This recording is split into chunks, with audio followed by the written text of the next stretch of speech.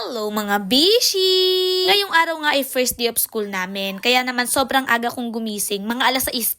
Sobrang naninibago nga yung aking katawang lupa. Kasi biruin mo mga bishi ha. Halos 2 buwan nga kaming nagbakasyon. Tapos hindi ko namamalayan first day of school na pala ngayon. Mga hindi pa nga po nakakaalam, ako nga po pala ay isang grade 6 teacher dito sa paaralan ng Don B. Del Mundo Memorial School. EPP or TLE nga yung subject na tinuturo ko. Wala nga akong advisory class dahil isa akong floating teacher. Fast forward na nga tayo mga bishi, tanghalian na nga. Kaya naman mayroon ako ditong baon na prinitong isda saka yung ketchup namin na natira sa bahay.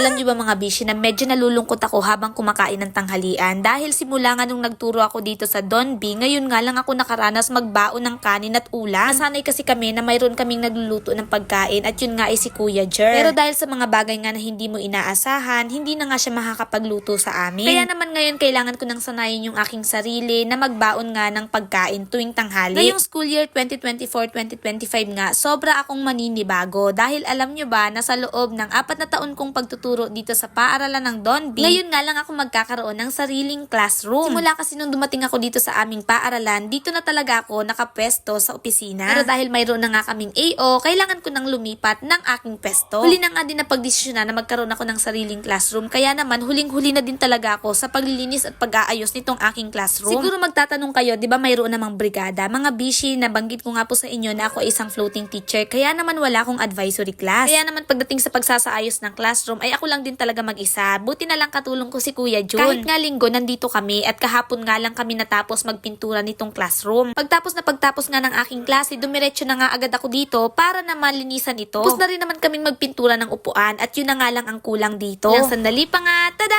Ganito na nga kalinis yung classroom na gagamitin ko. Kung mapapansin nga ninyo, walang kahit ano, ilaw lang nga at hiniram kong electric pan ang nakalagay dito. Kaya naman samantalahin ko yung pagkakataon na pasalamatan yung mga nag-donate nitong mga electric pan na paparating. Maraming salamat nga sa inyong mga bishi dahil hindi nyo talaga ako tinanggihan nung ako ay nagsabi. O paano ba mga bishi, hanggang ganito na lang muna. Maraming salamat sa inyong patuloy na panonood. Patuloy po sana tayong pagpalain ng ating pong may kapal. Paalam!